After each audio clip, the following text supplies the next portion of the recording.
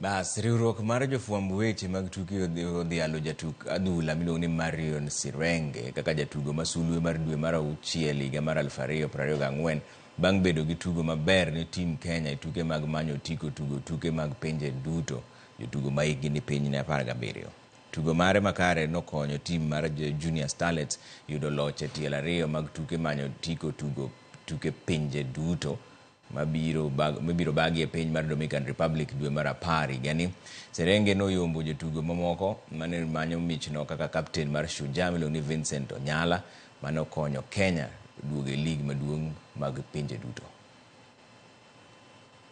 Well, I'd like to thank the sponsors who are the LG, and also to thank the media fraternity for choosing me as the player of the month.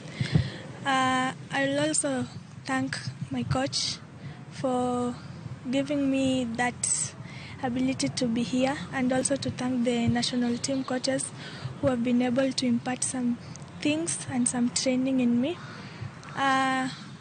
I can say it's a big inspiration and it's a big motivation to me, since I would like to achieve more, and I know that I'm going to make it.